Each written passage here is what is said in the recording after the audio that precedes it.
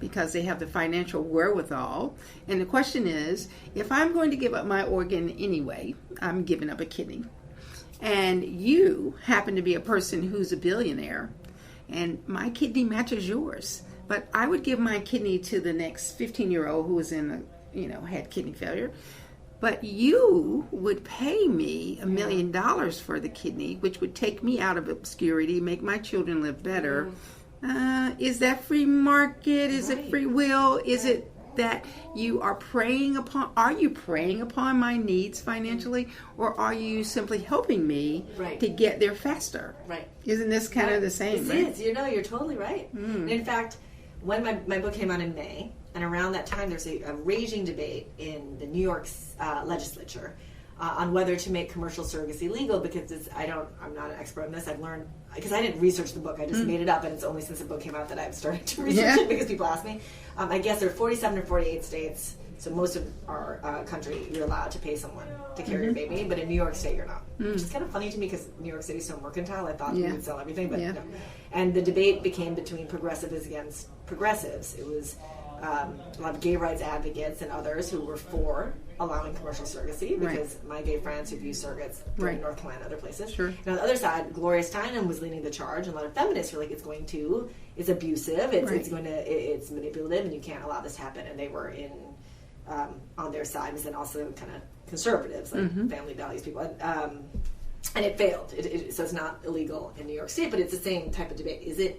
Are you giving people freedom to have the families they want and do, from one, and the other side is it everything you just said? Is it abusive? Is it abusive? Are you taking advantage of a lower financial class of people who are desperate to get out of that situation, get past generational poverty, get past things where they don't have running water? I mean, as a public health nurse, I've still seen in the USA there are places where people don't have running water and they don't really have electricity. They're plugging into the lines themselves and stealing cable and stuff because they actually can't afford to have it. So I don't know, because in this country, we are really not equal at all. I mean, there are levels of equality, if there's such a thing. There is no equity, really. But this book is so great because it looks at it. It starts off just looking at two hardworking people who one has some health issues and so the other has to step in. But it shows these are regular things that happen. But even if you're doing everything you can to pull yourself up by your bootstraps, and then do you really actually have boots, and do you have straps? Right. And here's someone who gives you not only boots, but, red bottom Jimmy Choo boots. Do you accept them? Right? Right. Yeah. Right. And I was just thinking when you were speaking about the organ donor scenario, which I don't know a lot about, the other layer of the potential, however you see it, injustice is that, is it right that because someone has money, they get to, this happens all the time. If you have money, you buy yourself a longer life. You buy yourself everything. Right, sure. It reminds me of, I don't know why this line always struck me, even as a much younger person. There's this movie, an old movie with Tom Cruise called Jerry Maguire. Oh, yeah. And in it, Renee Zellweger is with her daughter, and she's sitting in economy, and Jerry Maguire is Tom Cruise is sitting. And there's some line, I'm going to butcher it a little bit. It was something like, when I was young, business class meant a better seat. Now it means a better life. I don't know why. That's always stuck with me, because that's how I think a lot of these things. I'm like, maybe it is okay. If you have money, you get everything better. But should there be some things that we legislate? Just like, let's say in education. I don't know. Healthcare. Just some things that it's not just the people who can buy it better who get it, right? I don't know. Yes, well, I just think that this is a great opportunity for people to have the discussion, because we can look in most areas of what's going on in our world, close up, the USA, and find these very same continuums where somebody's working hard every day and they're still not making it. They're offering it. You talk about school. School should be that thing that's very equal, but we know it's not. There's still schools in South Carolina where the books are 10 years old and the teachers are, well, we won't go into all of that. But this book is beautiful.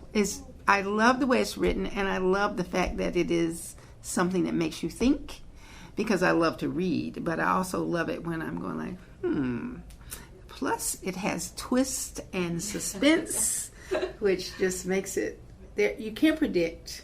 You cannot predict it. And that to me is the epitome of a well-written book. When you kind of know what could happen, but you take us through some twists and turns to get there and make us empathize. That's really beautiful. Well, thank you so much. Oh, I love it. I love it.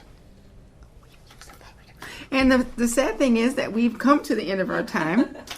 And I definitely would love to talk to you more, but what I just mainly want to say is I want people to read the book. And is there any final thing you would like to say about writing it, or why you want people to read it?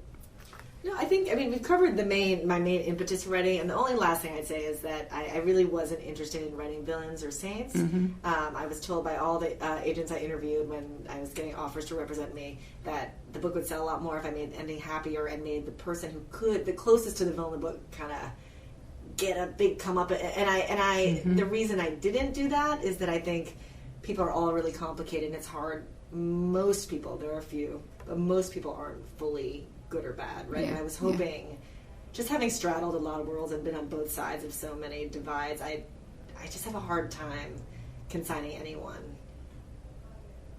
to be evil. Holy, yeah. And I evil. was hoping that at the very least, maybe if you read the book, that you might kind of question yourself before you judge anyone else as completely other, and you know, I say this in a family where politically we are very divided. Yeah. And I'm not good at it. Always, especially politically, hearing out and seeing someone on the other side of the political divide. As a person, I'm really trying. I'm not good at it, but I'm trying. And in the book, I was trying. Yeah. I'm still trying. Well, I would say to those people who wanted you to change it, I'm glad you didn't. I love it, and I look forward to the next novel by JOANNE Ramos. Thank you. Thank you. Such a pleasure.